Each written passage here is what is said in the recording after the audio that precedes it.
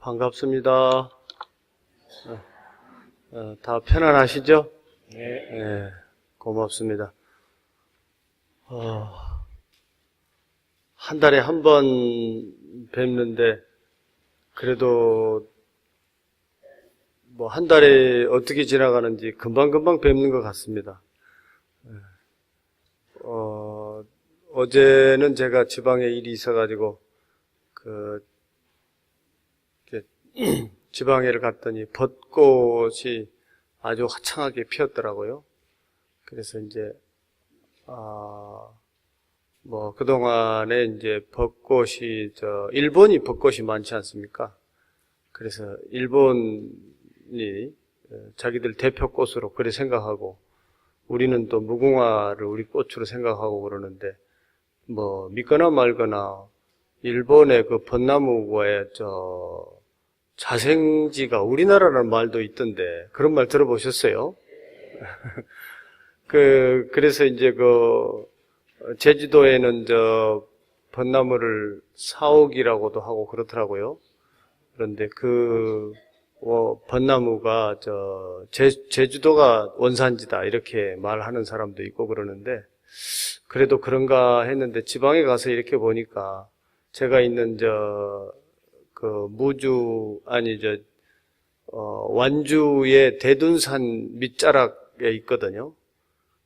그쪽으로 보니까 그 산에 야생 벗이 얼마나 많은지 이제 그런 생각이 들어요. 이야, 일본 일제강점기 때 그 사람들이 우리나라에 와서 보고 소나무도 좋지만 벚나무가 이렇게 좋은 걸 보고서 아마 봄에 이 화사한 벚나무를 옮겨갔는가? 저 혼자 그래 생각을 해봤습니다. 그만큼 우리 산에도 그 야생 벗이 많더라고요. 그래서 이제 우리 밑에 처사님한테 옛날에도 이렇게 벚나무가 많았냐고 물어봤더니 옛날에는 그렇게 벚나무가 많지 않았다고 그러네요. 그런데 요즘에 이제 벚나무가 많이 번성한다고 그러는데 왜 그러냐고 그랬더니 뻗지를 새가 많이 물어 날라가지고 그래서 번식한다고 그래요. 그런데 옛날에 우리 산야에는 아마 소나무가 많아서 이렇게 소나무가 군락을 이루고 있는 데는 다른 화렵수가 자라기 어렵지 않습니까? 그래서 그랬나 이런 생각 저런 생각을 해봤는데 어쨌든 벚나무가 많은 건 현실이더라고요. 그래서 그걸 보면서 이제 요즘에 가로수를 심는 벚나무들은 대체적으로 보면 겹벗입니다. 이쁘게 개량을 해가지고 꽃잎이 여러 개예요. 겹벗인데 산속에 있는 벗은 홑벗이에요. 꽃잎이 이렇게 홑겹으로 이렇게 5개 정도 보통 있는데 얼른 볼 때는 가까이 가서 보면은 뭐 이렇게 약해요. 그런데 색깔을 보면 멀리서 바라보면 야생 홑벗이 훨씬 이쁩니다.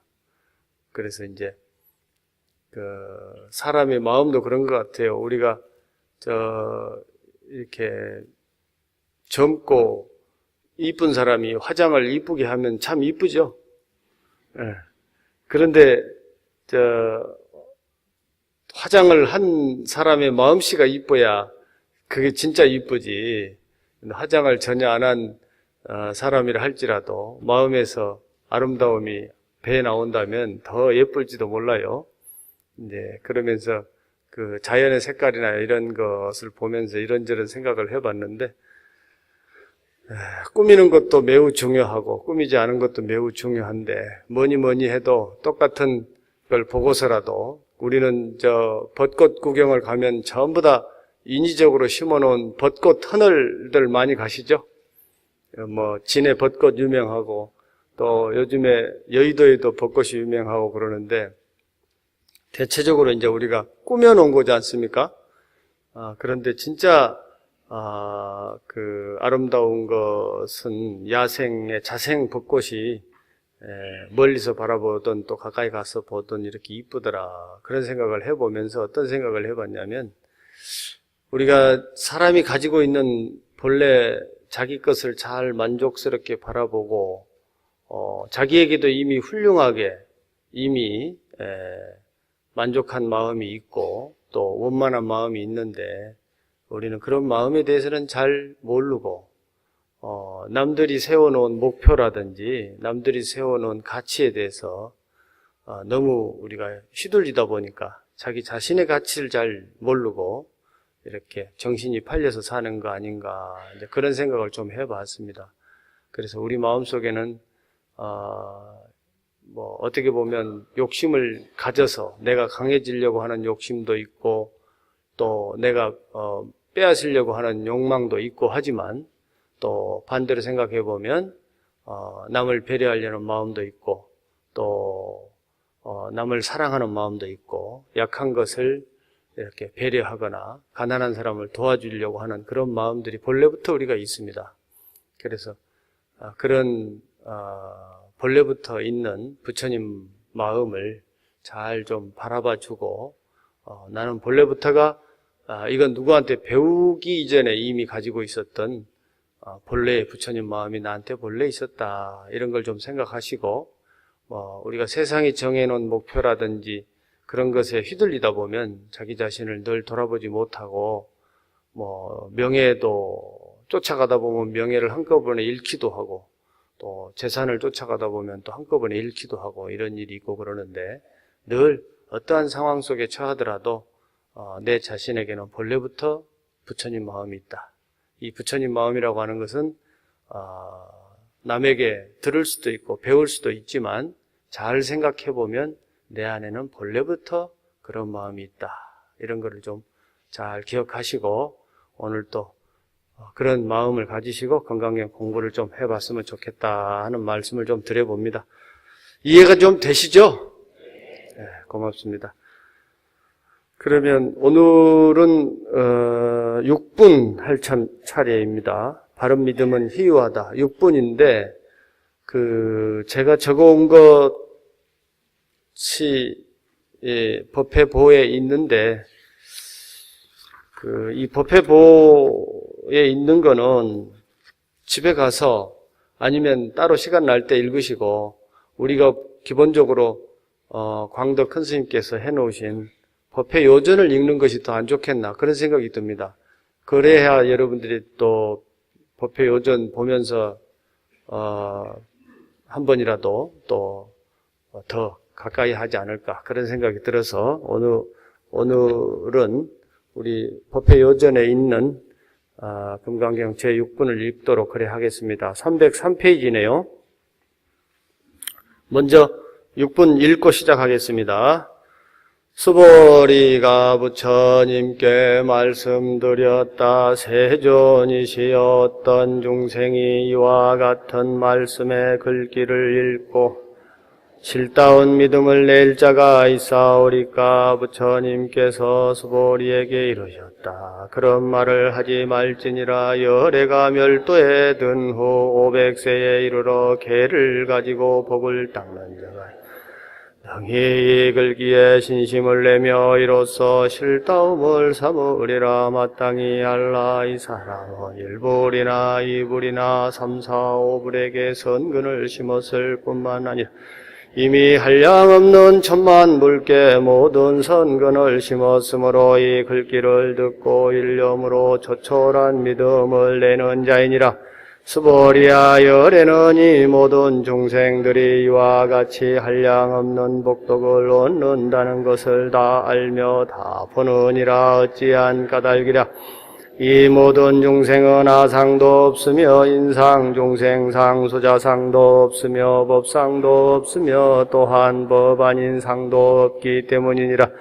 어찌한 까닭인가 하면 이 모든 중생들이 만약 마음의 상을 취하면 곧 아상과 인상과 중생상과 수자상에 집착함이 되며 만약 법상을 취하더라도 아상과 수자상에 착함이 되느니라. 어찌한 까닭이랴. 만약 법 아닌 상을 취하더라도 이는 곧 아상과 인상, 중생상, 수자상에 착함이 되느니라. 이런 까닭으로 마땅히 법을 취하지 말아야 하며 마땅히 법 아님도 취하지 말아야 이러한 뜻인 고로 열에는 항상 말하되 너희들 비구는 나의 설법을 뗏목으로 비유한 바와 같다고 하는 자는 법도 오히려 마땅히 버려야 하거늘 어찌 하물며 법 아님이랴 하느니라.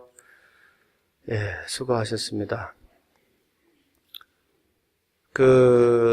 이제 부처님께서 열애라고 볼 수 있겠느냐? 부처님의 공덕이 많다고 하느냐? 너 공덕이 많겠느냐? 이렇게 물어보시고, 뭐든지 부처님은, 이렇다, 저렇다, 이런 얘기를 잘 안 하세요. 그러니까 여러분들이 생각하실 적에, 우리가 어렸을 적에는 애들을 가르칠 적에 어떻게 합니까? 이것은 해라, 이것은 하지 말아라, 이렇게 가르치잖아요. 그런데, 예를 들어서 나이가 한 중학교 2학년 정도만 되면, 이제는 또 판단력이 달라지잖아요.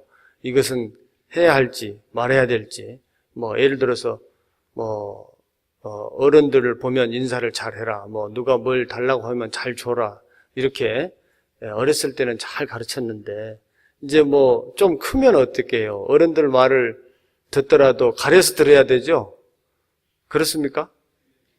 너무 가려서 문제이기도 합니다만 근데 어쨌든 생각하고 판단하는 기준이 조금씩 달라집니다. 그런데 이제 그래도 중학교 2학년이나 고등학생 정도 되면 자기 생각이 분명해갖고 이거 할래 말래 이거 어떻게 생각하느냐 그러면 자기 생각이 분명하거든요. 그런데 한 70대나 이렇게 되시면 한 65세 정도로 할까요? 60세까지 내려볼까요? 60세 정도 되면 누가 물어보면 이렇게 쉽게 얘기합니까?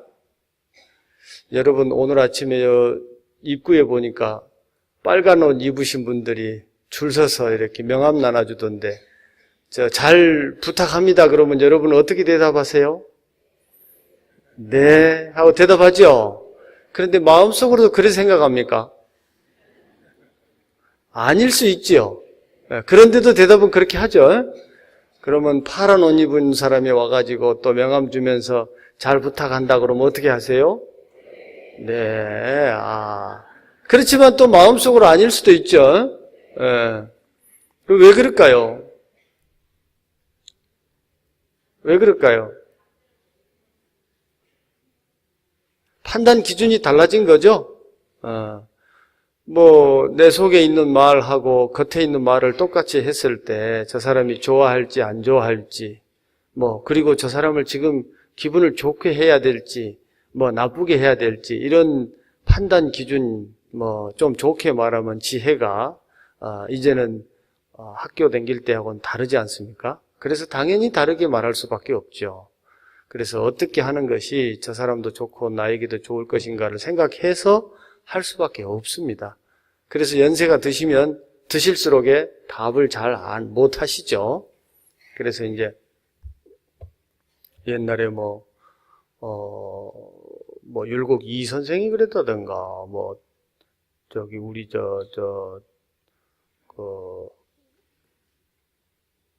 정승을 오랫동안 하신 황희정승 있잖아요. 황희정승이 그러셨다던가, 아랫사람이 와가지고, 감나무가 우리 땅에 떨어졌으니까 먹었고, 저 감나무는 남의 감나무인데, 어쨌든 내 땅에 떨어졌으니까 먹었는데, 그거 시비가 돼가지고 싸움이 나니까 이쪽에서 물어보니까, 그래, 너 말이 맞겠다.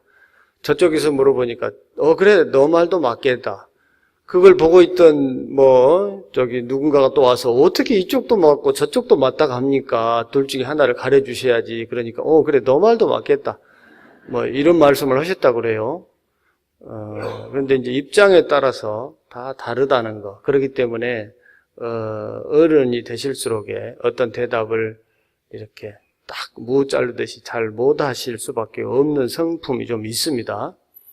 그러다 보니까 부처님도 뭐 이렇게 할까요? 저렇게 할까요? 그러면 대답을 잘 안 하셔요. 그러고 물어봐요. 너는 이걸 예를 들어서 사람을 한 대 저거 때려줘야 되겠는데 때릴까요? 말까요? 이렇게 부처님한테 물어보면 부처님이 때려라 말아라 이렇게 얘기를 안 하세요. 너는 때리는 것을 무엇이라고 생각하느냐? 이렇게 물어보는 거예요.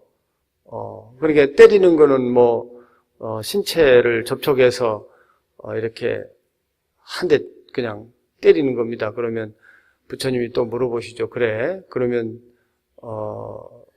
너는 그러면 얼마 강도로 때리는 게 때리는 거냐? 살짝 만지는 것도 때리는 거냐? 그 다음에 접촉이 있어야 때리는 거냐? 마음으로 때리는 것도 있느냐? 이런 식으로 해서 자기 자신을 늘 돌아보게 합니다. 결국은 왜 때리려고 하는지, 때려서 목적을 성취할 수 있는지, 또는 그 목적이 잘 된 것인지, 그 목적 자체가 틀렸는데도 불구하고 때리는 방법을 이렇게 할까 저렇게 할까 한다 그러면 그건 매우 잘못된 거죠. 우리가 어딘가를 갈 적에 내가 비행기를 타고 가야 되겠다, 자동차를 타고 가야 되겠다, 걸어가야 되겠다, 여러 가지 생각을 할 수 있지만 중요한 것은 내가 왜 가려고 하는 것부터 먼저 생각해야 되잖아요. 만약에 어떤 사람이 서울을 가려고 하는데 서울을 왜 가려고 하는지는 생각하지 않고 비행기를 타고 갈까, 자전거를 타고 갈까 이걸 생각하다가 서울이 어느 쪽에 있는지를 모르고 만약에 부산 쪽으로 내려가 버린다 그러면 참으로 어리석은 일이지 않겠어요? 그렇듯이 내가 왜 서울을 가려고 하는지 그걸 잘 생각해 보면 서울을 안 가도 됩니다. 그렇듯이 이제 공부하는 사람도 늘 자기 자신을 먼저 들여다보는 거, 이것이 가장 우선된 일이거든요. 그래서 그것을 하지 않고서 공부를 해버리면 우리는 엉뚱한 방향으로 가기가 쉽습니다. 어저께 어떤 사람하고 그런 얘기를 했어요. 어떤 사람이 바닷가에서 이렇게 한가하게 낚시를 하고 있더래요. 연못이 굉장히 큰 연못에 낚시를 하고 있는데 낚시바늘이 보니까 낚싯대도 쪼만하고 낚싯바늘도 조그만한 거예요. 그리고 낚싯바늘에 걸려있는 미끼도 아주 작고, 낚싯대가 작으니까 작을 수밖에 없잖아요. 그러고 있으니까 어떤 지나가는 사람이 물어봤어요. 여보시오, 거기서 뭘 하시오? 고기를 잡으려고요. 그리고 고기 잡아서 뭐 하려고요? 고기 잡아서 먹기도 하고 팔기도 하려고 합니다. 그랬어요. 그러니까 그런데 고기를 잡아서 막 먹기도 하고 팔기도 하려고 하면서 낚싯대는 어째 이렇게 쪼매는 걸 갖고 있어? 또 낚시 바늘은 어째 이렇게 작소? 미끼도 이렇게 작아가지고 고기를 잡아도 쪼만한 미끼밖에 잡을 수밖에 없잖아요.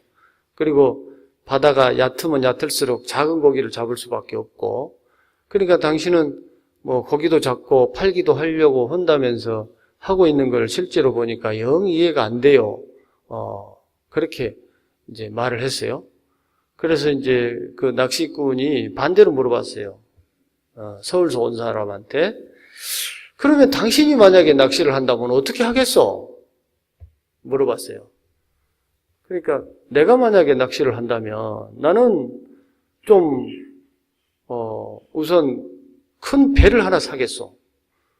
그래서요, 큰 배를 사서 큰 바다에 가서 큰 고기를 잡겠어. 그런 다음에는요, 그 고기를 팔아서, 고기도 많이 잡아가지고 팔아서 큰 집도 사고, 말하자면 큰 좋은 자동차도 타고 사람도 많이 거느리고 그렇게 하겠어. 그래요. 그런 다음에는 뭘 할래요? 여러분, 돈도 많이 벌고 사람도 많이 거느리고 그런 다음에 뭘 하랍니까? 얘기를 쭉 하다 보니까 그 사람이 편안하게 쉬려고, 편안하게 여유를 즐기려고, 행복하게 살려고 이거였어요. 그래서 예를 들어서 만약에 여러분들이 생각을 해보세요. 큰 자동차를 가지고 있고 큰 회사를 가지고 있다면 시간이 많이 나겠어요? 바쁘겠죠? 사람이 많으면 일 많이 해야 되겠죠? 예, 그러니까 그 단계 다 지나고 나서 오히려 보면 은퇴해가지고 편안하게 여유를 즐길 수 있지. 한창 돈 벌어야 되고, 한창 뭔가 나아가야 되고, 그러면 여유를 가질 수가 없어요. 그래서 뒤로 물러나려면 시간이 한참 지나야 됩니다. 결국에는 고요하게 자기 마음을 바라보면서 오늘 내가 한 끼 먹을 정도의 양식이나 또 이렇게 공간도 조그맣게 차지하고 이렇게 대신에 공간 적게 차지하고 물질을 적게 차지한 대신에 시간은 좀 많이 쓸 수 있죠. 이런 여유를 가지려면 시간이 한참 지나야 돼요. 그래서 이렇게 한참 지나서 다 가질 수 있는 여유를 나는 생각을 깊이 해보니까 미리 좀 생각해가지고 지금 여유를 가지고 있는 것뿐이요. 그렇게 그 사람하고 1시간 정도 얘기를 하니까 서울 사람이 그냥 그러냐고, 그러면 여유를 잘 즐기시라고, 나도 어지간하면 내 처소로 돌아가서 내에게 맞는 여유를 가져야 되겠다고 그렇게 얘기하고 갔다, 그런 얘기를 어제 나눴어요. 근데 이제 무슨 얘기냐면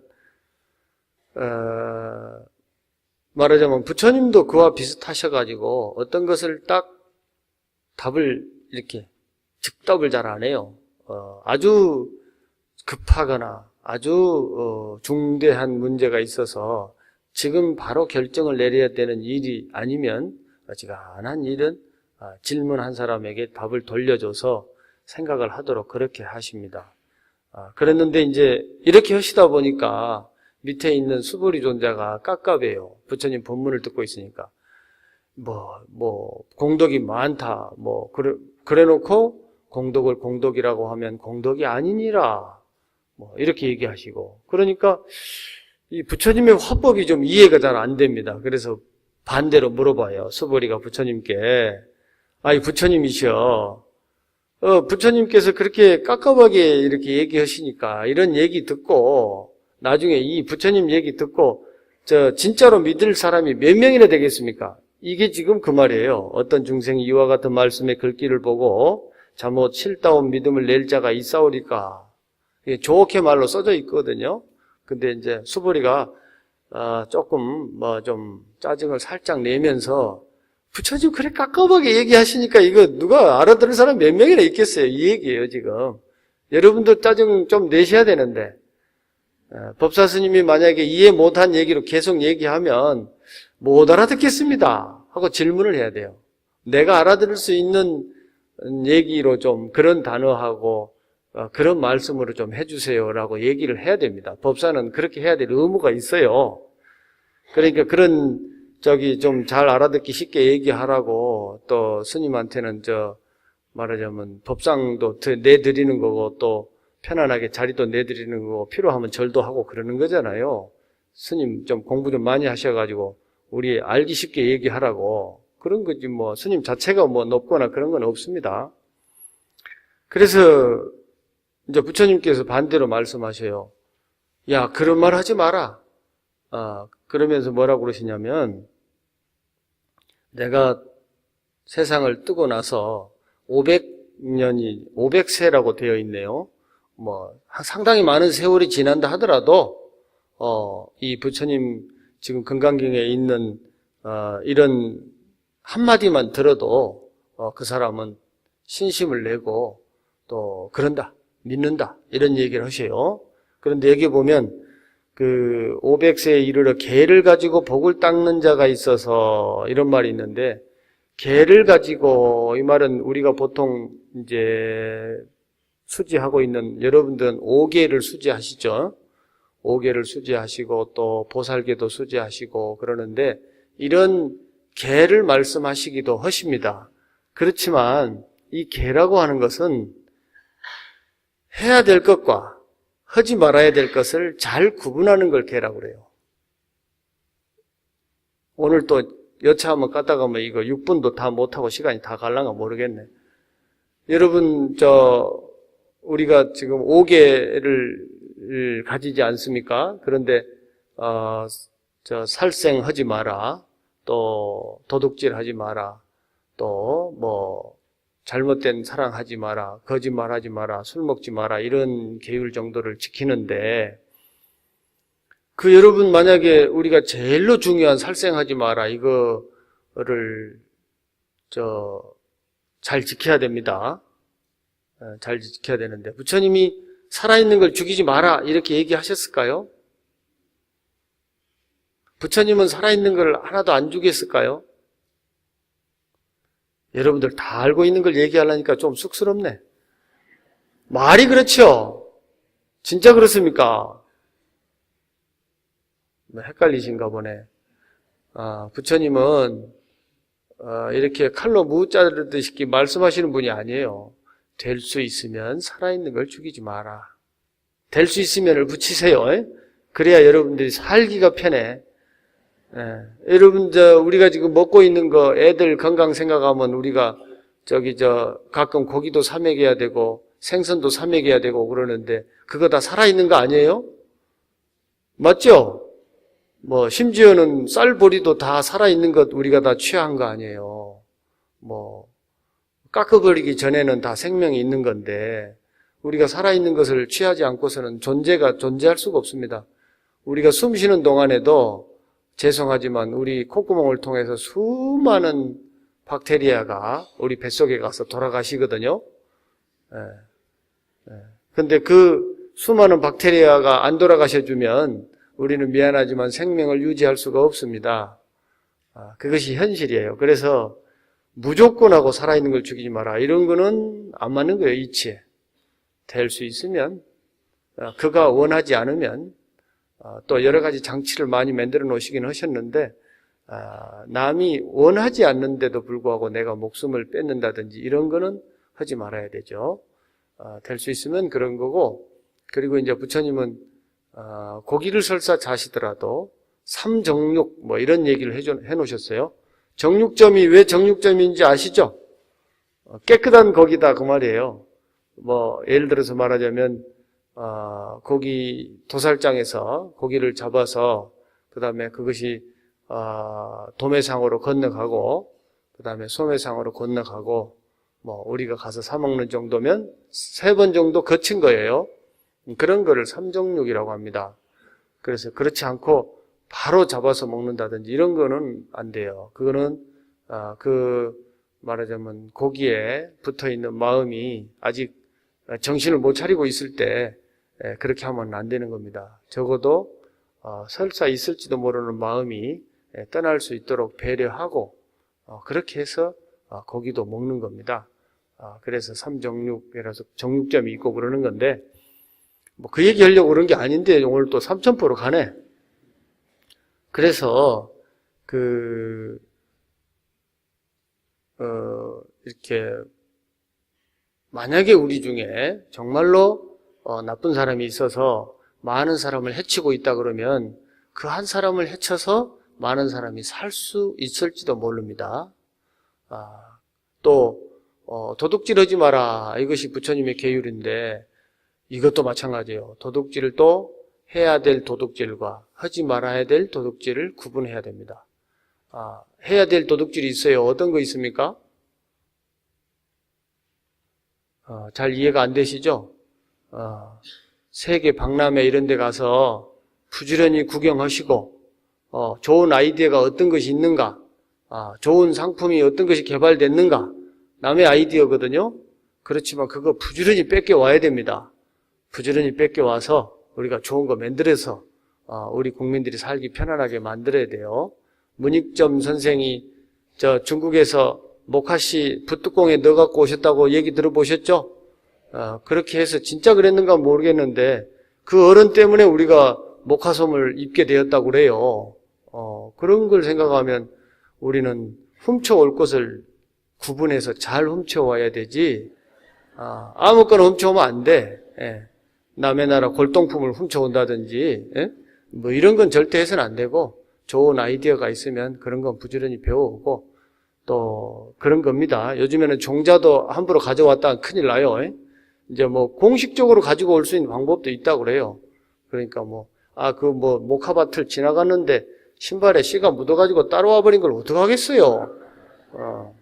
그러니까 이제 그렇게 머리를 써서 그런 것도 그렇게 해야 돼요. 그래서 훔칠 것과 훔치지 말 것을 잘 구분하는 거. 이것이 중요한 겁니다. 훔치지 말아야 될 것은 남의 돈이라든지 무슨 비밀스럽게 잘 보호하고 있는 무슨 산업 비밀이나 기밀이나 이런 걸 훔쳐온다든지 그러하면 안 되고, 이제 우리 국민들이나 사람들이 살기 좋게 하는 그런 것이 있으면 잘 좀 배워오시는 거, 엄밀하게 말하면 그것도 훔치는 건데, 어쨌든 부처님의 말씀이라 할지라도 이렇게 칼로 무 자르듯이 딱 정해져 있는 것이 아니다 그 말이에요. 그래서 부처님이 공덕을 공덕이라고 하면 공덕이 아니요, 나를 나라고 하면 나가 아니요, 남을 남이라고 하면 남이 아니요, 이렇게 좀 헷갈리게 하니까 부처님께서 그래 하시니까 이제 우리 수보리 존자께서 부처님 그렇게 이제 깝깝한 화법을 쓰시면 누가 얼마나 알아듣겠습니까? 이제 그렇게 얘기를 했는데, 그런 소리 하지 마라. 해야 될 것과 하지 말아야 될 것을 잘 구분하는 사람, 그리고 나와 내 자식과 조상님들을 생각해서 어떤 것이 복이 되는가를 잘 생각하는 사람, 이런 사람들은 내 말귀를 잘 알아들을 것이고 신심을 내서 정말 잘 따를 것이다. 그래서 어떤 것을 헐찍해 보면 이 일도, 예를 들어서 어떤 일이든지 간에 이 일도 지금 나한테는 이득이 되는 것 같은데 내 후손이나 자식들을 생각하면 이게 좀 명예가 안 되겠다. 그런 거 있을 수 있죠. 예를 들어서 내가 돈을 벌 적에도 남의 가슴 아프게 해가지고 돈 버는 일이 들어 있거든요. 그런데 그런 일을 지금 좋기는 하는데 나중에 내 아들이나 후손들이 나중에 국회의원도 해야 되고 나라의 큰 일도 해야 되고 교수도 해야 되고 대통령도 해야 되는데 그 후손들이 생각할 때에 아버지나 할아버지가 조금 부끄럽게 생각된다 그러면 한 번쯤 생각을 해봐야 돼요. 그럼 그건 하지 말아야 되겠다. 지금 당장은 나한테 굉장히 손해가 되는 일인데 나라 전체를 생각하고 우리 후손들을 생각하면 이건 해야 되겠다. 이런 일이 있을 수 있습니다. 예를 들어서 말하자면 지금 우리가 그걸 잘 못하고는 있습니다만 과거에 우리나라가 정말 망했을 때 자기 집안 가산을 다 이렇게 정리해서 만주로 독립을 운동을 하러 가셨던 그런 가문들이 있어요. 그런 가문들은 독립운동을 했기 때문에 그 후손들은 다 그때 당시뿐만 아니고 그 후로도 거의 성공하지 못했죠. 지금도 독립운동의 후손들이 그렇게 대우받거나 그런 것 같지도 않아요.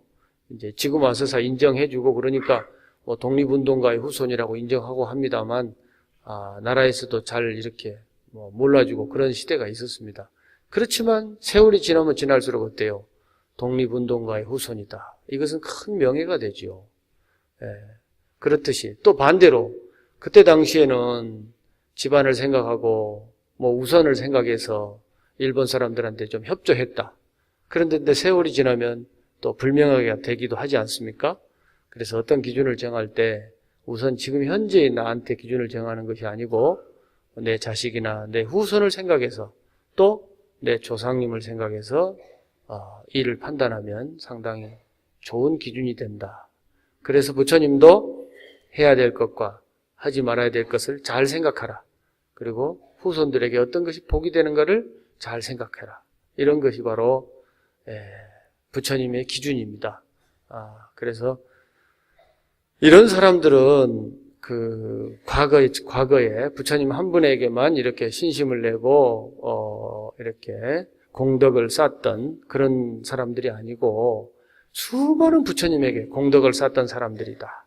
또 잘 생각해 보면 지금 부처님이라고 하는 것이 현재 여러분들도 부처님이시기는 하지만 또 우리 후손들도 다 부처님이거든요. 바른 생각을 하면 부처님인데 내 한 사람이 바르게 생각을 하는 거에 따라서 내 후손들이 얼마나 많은 부처가 될 수 있습니다. 그래서 지금 현재의 한 부처님뿐만이 아니고 미래에 올 수많은 부처님에게 공덕을 심는 것이 된다. 부처의 씨앗을 심는 것이 된다.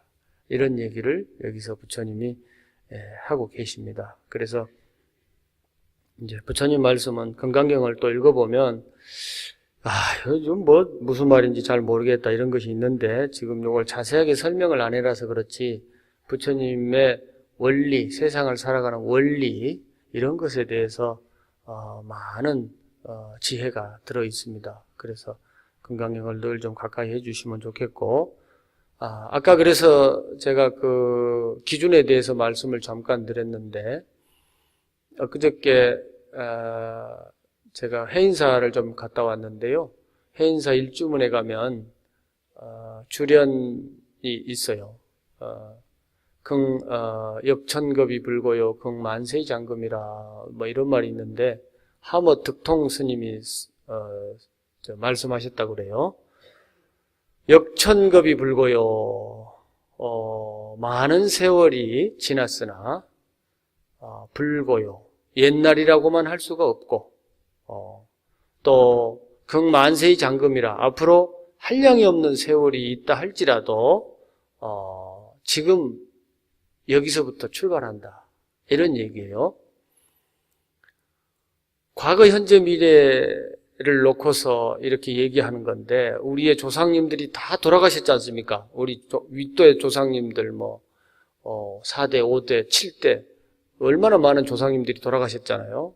그런데 그 돌아가신 조상님들의 정신적, 물질적 에너지는 우리 할아버지, 또 할아버지, 할머니, 아버지, 어머니를 통해서 내 몸에 다 저장되어 있습니다. 우리는 여러분 전생 궁금하죠? 전생 아셔요? 그럼 오늘 또 전생 테스트 한번 해볼까? 전생에 나는 스님이었다는 사람 손 들어봐요. 별로 없네. 그러면 난 전생에 스님이었으면 좋겠다. 뭐요 이거? 그러면 미래의 스님이면 좋겠다. 큰일 났네. 미래의 스님이었으면 좋겠다 이 말은 지금 스님이 별 볼 일이 없단 말이잖아요. 이게 우리 불교의 현실이야 이게. 천주교에 가가지고 나는 앞으로 신부하면 좋겠다. 내 자식은 신부하면 좋겠다. 손 들어보라고 그러면 다 들읍니다. 우리 자식들이나 후손 중에 스님이 하나 나오면 좋겠다. 손 들어봐요. 눈치 보고 손 드네, 이제. 근데, 그래, 스님이 그래, 지금 우리 대한불교 조계종이 좀 어쩌고저쩌고 말이 많기는 합니다만, 집안에 스님이 하나 나오면, 스님이 나와서 공부를 잘해서, 바른 안목을 얻으면, 우리 조상님들 구대가 승천한단 말이 있어요. 그렇게 그냥 만들어진 얘기가 아닌데 그런데 스님에 대해서 별로 생각 없다는 얘기는 그러면 어쩌다는 거예요? 스님하고 불교를 통해서 내가 돈만 잘 벌고 잘 먹고 잘 살면 땡입니까? 우리가 오늘도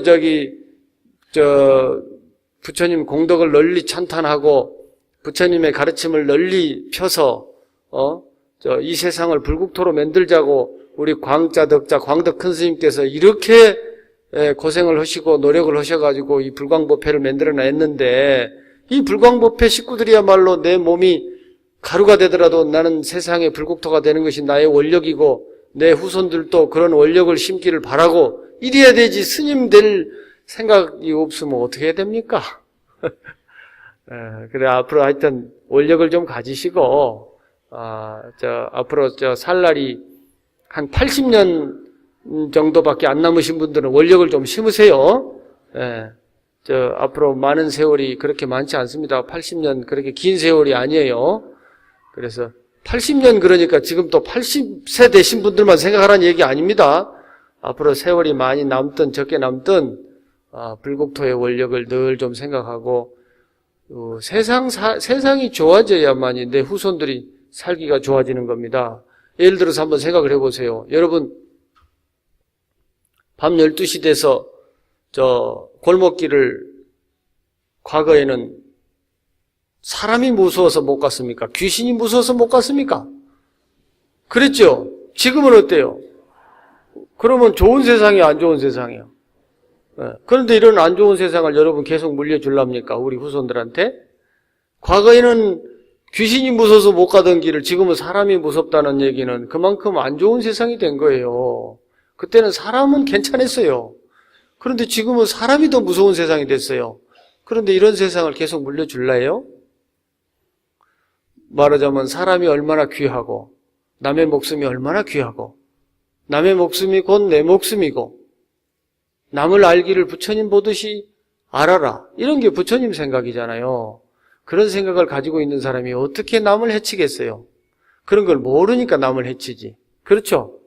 네. 그래서 이런 세상을 널리, 이런 사상을 널리 퍼뜨리는 거, 그렇게 해서 우리 자식들이 살기 좋은 세상, 우리 후손들이 살기 좋은 세상, 이런 것이 우리의 바람인 거고, 그러자고 우리가 열심히 이렇게 하는 거예요.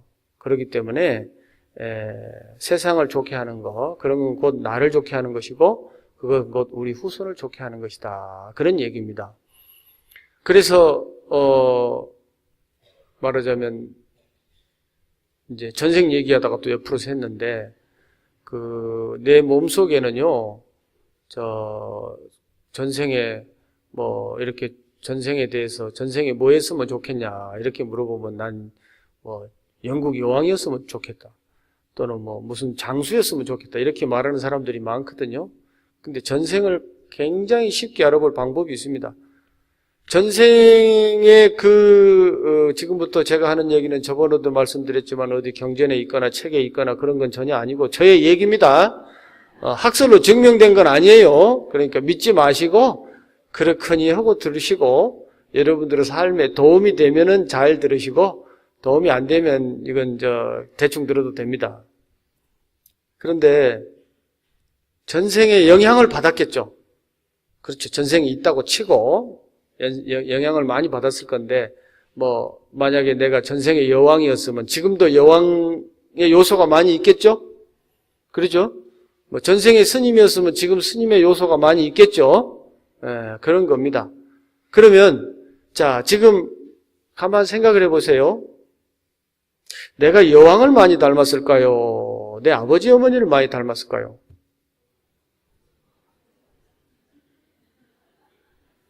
그렇겠죠?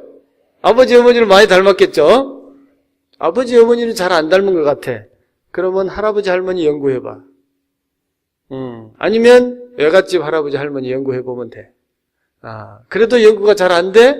그러면 할아버지 중에 어떻게 됩니까? 육촌이나 그런 할아버지, 또 고종, 이렇게 연구해보세요. 그러면 나랑 성깔이 비슷한 분이 계셔요.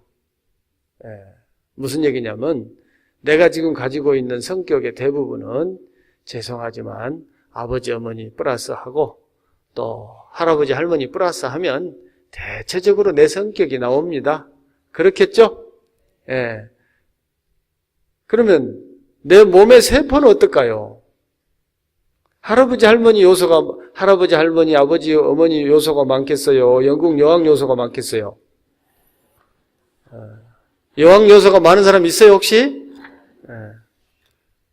답 나왔죠? 내 전생은 미안하지만 가장 가까운 전생은 나의 아버지, 어머니입니다. 그리고 할아버지, 할머니예요. 그래서 내 DNA 속에는 내 DNA를 딱 분석해보면 아버지, 어머니 플러스한 거예요.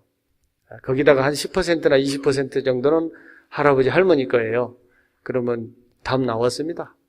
성품도 대충 거기를 못 벗어나고, 몸의 요소도 대충 거기를 못 벗어나면 사실은 알고 보면 독특한 내 정신세계의 어느 부분, 내 몸의 어느 부분 정도가 어디 영국 상선이 와서 좀 우리나라에 와서 씨를 뿌려가지고 그 씨가 어떻게 연결될 수도 있고 또 어떤 티베트 고승의 생각이 내 머릿속에 차지할 수도 있고 그렇지 대부분 약 90% 이상은 아버지 어머니가 나의 전생입니다. 이 말 동의하세요?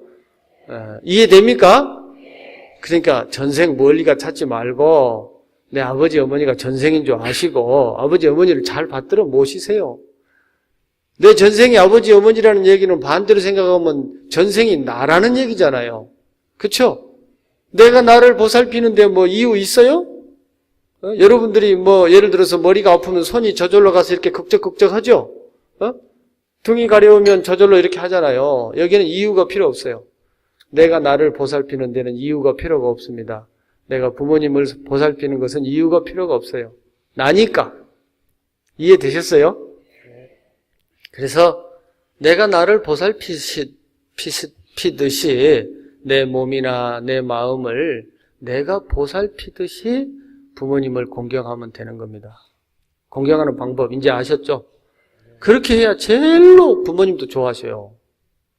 억지로 뭘 어떻게 하고 이런 게 아니고 아주 자연스럽게 내가 나를 보살피는 것처럼 공경하고 효도하는 것. 그런 것이 진짜 효도예요. 효도를 가르쳐서 되는 것은 이거는 유교 방식이에요. 아버지가 날 낳았으니까. 이런 건 유교 방식이라니까. 불교 방식은 그게 아니에요. 아버지 어머니를 잘 연구해보니까 나요, 나. 내가 나를 보살피는데 무슨 효도야. 그냥 내가 나를 책임지는 거예요. 이게 불교식의 효도입니다. 어떤 게 나요? 뒤에가 훨씬 낫죠? 대답은 좀 시원찮네.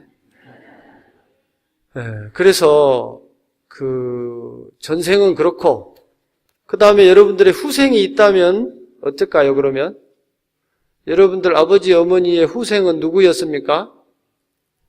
나였죠? 여러분들의 후생은 누구예요? 자식이죠? 자식이 나요, 나. 그러면 과거도 나고 미래도 나죠? 여러분들이 나는 하나의 내가 아니겠죠? 그러면 또 사촌간, 이웃사촌, 고종사촌, 외종사촌 다 나겠죠? 다 연결되어 있으니까 그렇게 따지면 이 세상에 존재하는 사람치고 나 아닌 사람 있겠어요? 잘 없겠죠? 그래서 우리가 한 식구라고 하는 거예요. 그런데 한 식구가 한 몸인데 어떻게 내가 나를 해코지 하겠어요?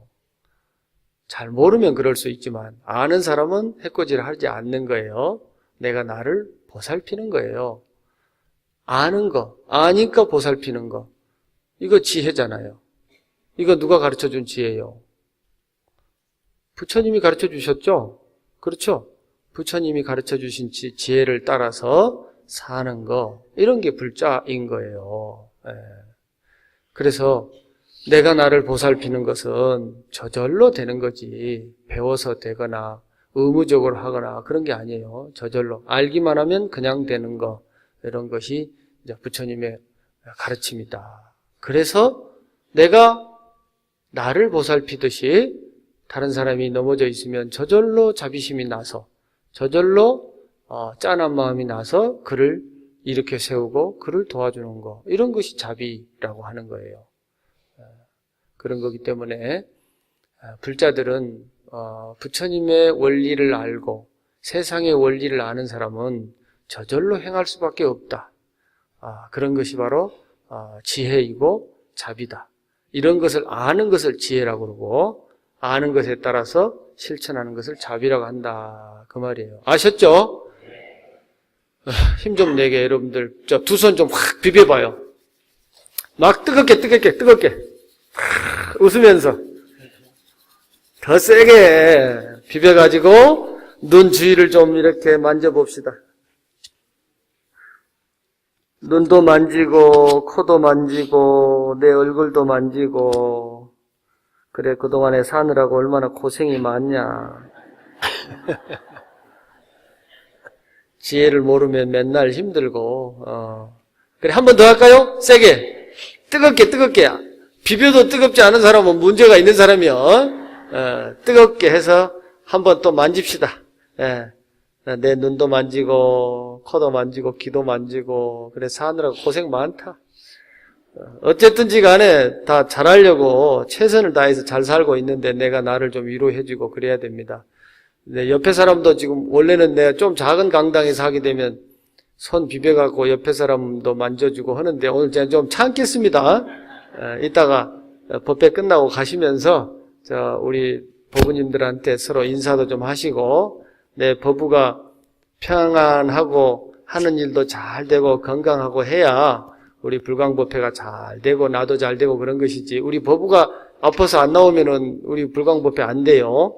그러니까 우리 전법 얼찍에 바깥에 나가서 열심히 하는 것도 매우 중요하지만 우리 가까이 있는 법우를 늘 보살피고 이렇게 챙겨주고 이런 것이 굉장히 중요합니다. 서로서로가 잘 챙겨주시기 바랍니다. 그래서 이제 부처님 말씀을 듣고 지켜야 될 것과 말하자면 지키지 않아야 될 것, 해야 될 것과 하지 말아야 될 것, 해야 될 복을 지어야 될 복과 그렇지 않은 것을 잘 구분한다.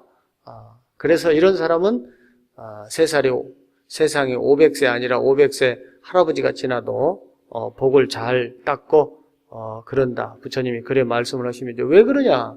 이 사람은 아상, 인상, 중생상, 수자상이 없는 사람이다. 그렇기 때문에 저절로 복을 닦는다. 아상이라는 게 뭡니까? 나만을 나라고 생각하는 사람이죠. 나는 나예요. 내 몸뚱아리는 나예요. 어떤 데서 잘 이해하지 못한 사람들이 가르쳐보면 이 내 몸은 잘 분석해보면 나라고 하는 것이 없다더라. 현미경으로 들여다보니까 내 몸속에는 세포가 많이 들어있고 공간이 많이 비어있어서 어떤 것이 난지 잘 모르겠다. 이렇게 얘기하는 사람도 있어요. 그 말도 맞습니다. 그런데 그걸 얘기하려고 하는 거 아니에요. 부처님은. 나라고 하는 것이 나만 내가 아니더라 이 말이에요. 알고 보니까 버스 기사도 나고 우리 또 경찰 아저씨들 또 우리 순경 아저씨들 다 잘 우리를 지켜주고 그러니까 나고 따져놓고 보니까 군인도 나고 따져놓고 보니까 나의 요소가 엄청 많은 거예요. 그렇기 때문에 나만 나라고 생각하는 건 잘못된 생각이다. 나만 나라고 생각하는 사람은 나만 챙기거든 맨날. 남은 안 챙겨. 그런데 그 남이 나를 안 챙겨줘 버리면 나중에 나는 설 자리가 없지. 그렇기 때문에 나라고 하는 요소가 내 몸뚱아리, 내 몸과 마음 이것만 나라고 하는 것이 아니고 이런 생각에서 벗어나서 더 큰 나를 생각하는 거 그런 것이 이제 말하자면 참나라고 얘기를 하는 겁니다. 근데 참나라는 말은 별로 좋아하지 마세요.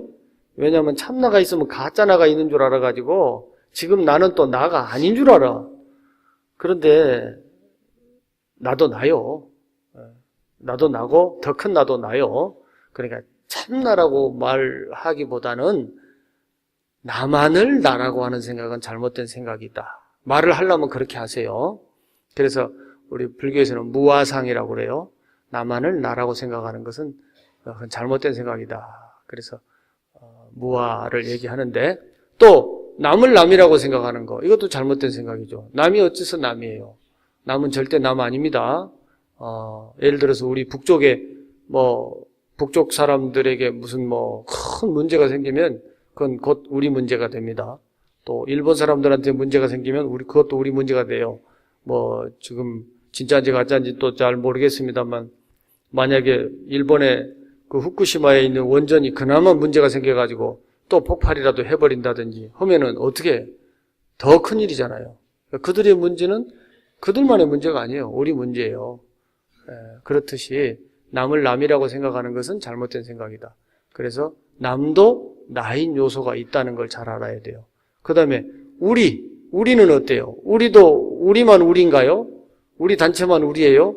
우리 불광법회 아무리 잘해도 요 석촌호수 주변에 사는 사람들이 다 무슨 문제가 생기거나 하다못해 전염병이 다 들어버리거나 그러면 우리도 없어요. 우리가 법회 못해요. 이 사람들이 다 안전하고 잘 계셔줘야 돼요. 그들과 우리는 공동체적인 목숨이 있어요. 그래서 우리만 우리가 아니다. 우리라고 하는 것도 생각을 넓히면 전체가 우리가 된다. 이런 생각을 해야 돼요. 그 다음에 수자상이라고 하는 거, 나라고 하는 존재는 목숨이 있는 존재다. 이런 뜻이 아니고 개체적으로 이렇게 정해진 목숨이 아니다 그 말이에요. 우리는 딱 이렇게 구획 정리되어 있는 내 몸과 마음이 나라고 생각하지만 천만의 말씀이에요. 여러분들이 오늘 아침에 드시고 오신 된장국이나 무슨 국을 잡섰는가 모르겠는데, 그런 국이 없으면, 밥이 없으면 내가 있을 수 없어요. 요 공기가 없으면 내가 있을 수 없어요. 땅이 없었으면 내가 없어요. 나라고 하는 존재는 개체적인 존재가 아니다. 연기적인 존재다. 우주 만물과 동시에 존재하고 있는 개체적인 존재다. 이런 거예요. 한마디로 얘기해서 우주 법계가 다 나와 연결되어 있는 그런 존재가 나이지, 이렇게 하나의 몸으로만, 하나의 생각으로만 내가 아니다. 이런 것이 부처님 생각이에요. 우주적인 존재로서의 나라고 생각하는 사람은 해야 될 것과 하지 말아야 될 것을 나만의 기준으로 하지 않는다. 그 말이에요. 예를 들어서 우선 선거에 이기기 위해서 내가 당장 선거 이기고 봐야 된다. 그래서 부정선거를 한다든지, 이런 것은 우주적인 생각이 아니죠. 전체적인 입장에서 나의 정책이나 공약이나 이런 것들이 옳아서 많은 사람들의 행복을 가져다 주기 때문에 내가 선택되는 방식으로 내가 선택이 돼야 되지, 공약 이런 건 내 알 바 아니고 어쨌든 일단 표를 얻고 보면 된다, 이런 생각으로 하는 것은 우주적인 생각이 아닌 거죠. 그래서 우리 중에 혹시라도 요번에 지방선거에 나가시는 분이 계시거나 또 지방선거에 도움을 주는 분이 계시다면, 전체적인 입장에서 이익이 되는 공약을 만들어내고 정책을 만들어내고 해서 우리 모두가 잘 살 수 있는 그런 정치인이 돼야 된다. 그런 것이 바로 부처님의 생각이다. 우주적인 생각이다. 그런 얘기예요. 그런 것이 바로 아상인상, 중생상, 수자상이 정해지지 않아야 된다. 정해진 생각을 가지고 있으면 어리석음이다. 그런 얘기를 여기서도 하시면서 맨 끝에 뭔 얘기를 하시냐면, 이러한 뜻인 고로 열애는 항상 말하되 너희들 비구는 나의 설법을 뗏목으로 비유한 바와 같다고 아는 자는 법도 오히려 마땅히 버려야 하거늘 어찌 하물며 법 아님이랴. 이런 얘기를 하셔요. 여러분들이 길을 가다가 강을 만났어요. 강을 건너야 되면 강이 좀 깊어. 상당히 깊어. 근데 걸어갈 수 있나요? 못 걸어가겠죠? 그러면 이제 뗏목 타고 가야 되겠죠? 뗏목을 어렵게 구해서, 어렵게 뗏목을 구했어요. 그리고 뗏목을 정말 어렵게 구해서 강을 건넜습니다. 건너고 난 다음엔 뗏목이 고맙겠어요? 안 고맙겠어요? 안 고마워요? 고맙겠죠? 그러면 뗏목을 버려놓고 가야 되겠습니까? 고마우니까 머리에 쥐고 가야 되겠습니까? 머리에 이고 가셔야 되겠죠? 아니에요? 어떻게 할래요, 그러면? 놓고 가야 되겠죠? 여러분들이 세상을 사는 데 있어서 어떤 스님께서 가르쳐준 좋은 말씀이 있어서, 그래서 예를 들어서 거짓말 하면 안 된다, 이런 얘기를 쫙 들었어요. 그래가지고 이제 그동안에 거짓말해서는 안 된다는 말씀 듣고 정직하게 잘 살아왔어요. 그랬는데 어떤 난리가 나가지고 지금 죽느냐 사느냐 하는 일이 벌어졌어요. 그래서 너는 무궁화꽃을 사랑하느냐 안 하느냐 이렇게 물어봐가지고, 무궁화꽃을 사랑한다 그러면 살려주고, 무궁화꽃을 나는 잘 모르겠는데요, 난 안 사랑해요, 이러면 죽인다 이 말이에요. 예를 들어서. 그런데 저 건너편에 우리 자식들이 있어요. 내가 건너가야 되겠거든. 그러면 내 마음속에는 무궁화꽃이 난 뭔지도 몰라. 그런데 무궁화꽃을 사랑한다고 할 거예요, 잘 모른다고 할 거예요? 거짓말인데? 그때는 거짓말 해야 되겠죠? 아니, 나는 무궁화꽃이라고 그랬어요. 난 사상 이런 얘기 안 했어. 이런 거 얘기하면 또 달라, 내 대답이. 무궁화꽃인 경우에만 얘기했습니다. 무슨 얘기냐면, 부처님이 거짓말 하지 말라고 말씀을 늘 하셨지만, 그것은 너희들 잘 먹고 잘 살으라고 하는 얘기지, 거짓말 자체가 목표가 아니에요. 그렇죠? 그래서 될 수 있으면이라고 내가 아까 말씀드린 거예요. 그러니까 내 얘기는 경전에 안 써졌으니까 철석같이 믿지 마시고, 여러분들이 거짓말을 좀 해야 될 일이 있거들랑 저 핑계를 좀 대세요. 일감 스님이 얘기하는데, 거짓말을 잘 해야 된다더라. 하지 말아야 될 거짓말하고 해야 될 거짓말을 구분하는 것이 중요합니다. 하지 말아야 될 거짓말을 잘못해가지고 폐가 망신한 경우가 많잖아요. 학교 안 나왔는데 나왔다고 한다든지, 박사학위 안 땄는데 땄다고 한다든지, 이거 다 뽀록 나는 건데, 그런 걸 하지 말라는 거예요. 그런데 지금 예를 들어서 상사 집에를 밤늦게 어떻게 하다 보니까 갔는데, 아이고, 상사 마누라가, 그거 밥 먹었어요? 이렇게 물어보는데, 여러분들 어떻게 말할 거예요? 안 먹었는데, 그래도 안 먹었다 할 거예요? 아이고, 잘 먹었다고 해야지. 그런 거짓말을 하라, 그 말이요. 그러니까 해야 될 것과 하지 말아야 될 것을 잘 구분하라, 이런 얘기를 하셨는데, 그 얘기를 지금 부처님이 하고 계시는 거예요. 부처님이 거짓말을 비우들면은 또 나쁜 X들이 맨날 그걸 이용하니까. 그래서 부처님이 비유로 말씀하셔요. 뗏목을 건널 때에 얼마나 귀한 뗏목을 잘 건넜는데, 잘 건넜어. 그래, 고마우니까 지고 가야지. 그런데 그거는 어리석은 생각이지. 이제 강을 건널 때는 필요했지만은 강을 건너고 난 다음에는 놓고 가는 거예요. 부처님의 법이라 할지라도 세상을 살아가는데 득이 되고 필요하면 지키는 거예요. 그런데 어떤 경우에는 그게 안 맞아. 그럼 어떻게? 내려놔야지. 그렇죠? 예를 들어서 말하자면 여러분들이 부처님께, 나는 매일 아침에 부처님께 일어나서 절을 하는 것이 나에게는 굉장히 중요한 일이다. 그랬는데 어떻게 하다 보니까 자기네 신을 믿지 않으면 무조건 무엇부터 따고 보는 그런 족속들이 있어요. 그런 데 가가지고 다른 그 사람들이 다 보고 있는데 내가 부처님한테 절을 하면 어떻게? 부처님이 그걸 원할까? 여러분들이 한번 생각해 보세요. 시간과 때와 장소를 가리지 않고 무조건 부처님이 절하는 걸 원할까요? 부처님한테 절하면 당신 목숨이 날아가기도 하는데 그래도 부처님이 절하라고 할까요? 안 그러겠죠. 부처님은 항상 우리 편이라니까. 바른 생각 편이야. 그럴 때는 방편을 써야지. 절을 안 해야지 살지. 그렇다고 해서 또 그쪽을 좋아하라 그 얘기 아니요. 다만 목숨을 지키라는 얘기지. 그래서 뗏목을 비유 들어서 강을 건널 때 필요한 것이지 무조건 그것이 다 옳은 거 아니라는 얘기를 지금 여기 하셨어요. 그런데 우리는 어떻습니까? 부처님과 그 이후에 우리 비구 스님들이 정해놓은 계율을 지금도 우리는 2500년이 지났는데도 꼼짝도 못하고 지키지도 않으면서 말은 안 바꿔. 지키지도 않으면서. 우리는 시주물을 받을 때, 특히 돈을 받을 적에는 손으로 받아서는 안 된다, 이런 계율도 있거든요. 그런데 스님들 다 손으로 잘 받대. 못 지켜, 그런 거는. 그건 못 지키는 거야. 그리고 이렇게 지키거나 말거나 그런 거 참 많은데, 내 얘기는 다 할 수 없고, 스님 아닌 사람한테는 얘기하지 말라는 게 또 있어요. 뭔 계율이, 그런 계율이 있는가 몰라. 하여튼, 그런 게 있습니다. 그래서, 그래서 막 이렇게 복잡한데, 부처님이 돌아가시면서 그랬어요. 어지간하면 소소한 건 좀 버려라. 그런 얘기도 하셨어요. 예를 들어서 말하자면, 우리는, 스님들은 옷을 3벌만 갖고 다녀야 된답니다.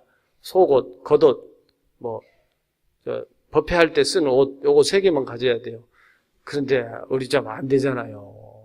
우리 겨울도 있고, 여름도 있고, 많이 있어야 되고, 또, 그 다음에 가지지 말아야 될 것, 또는 가져야 될 것, 이런 것들이 많이 있는데, 현실적으로 안 맞는 게 참 많거든요. 그런데 우리는 그거 전혀 새롭게 해석하지 못합니다. 한 예를 들자면, 비구니 스님들, 아이고, 이 문제 얘기했다면 또 큰일 나. 어찌됐든, 이렇게, 부처님의 법은 해야 될 것과 하지 말아야 될 것을 잘 구분하는 것. 그것은 연기적인 방식에 의해서 진리적인 입장에서 해야 될 것과 하지 말아야 될 것을 잘 구분하라. 이런 얘기를 부처님이 하셨다고 말이에요. 그래서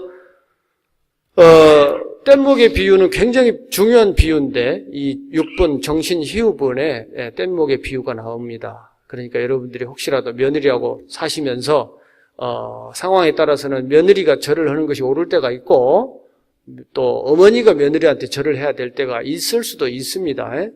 이해되셔요? 항상 어머니만 옳고 항상 어머니만 대접받아야 되고 이거 말도 안 되는 거야 이거. 상황에 따라서는 며느리가 대접을 받아야 될 때도 있는 거예요. 그래야 그게 바른 세상인 겁니다. 지혜 있는 세상인 거예요. 그러니까 내 생각을 늘 돌아다보고 내가 가지고 있는 생각이나 이런 것들이 혹시 고정되게 한쪽으로 치우쳐져서 얻어진 생각이 아닌가 이런 걸 늘 생각해서 이치에 맞는가 법에 맞는가 부처님 법다운가 이런 거를 잘 생각해서 세상을 살아가는 데 있어서 지혜롭게 생각하시기 바랍니다. 오늘은 여기까지 하겠습니다. 고맙습니다.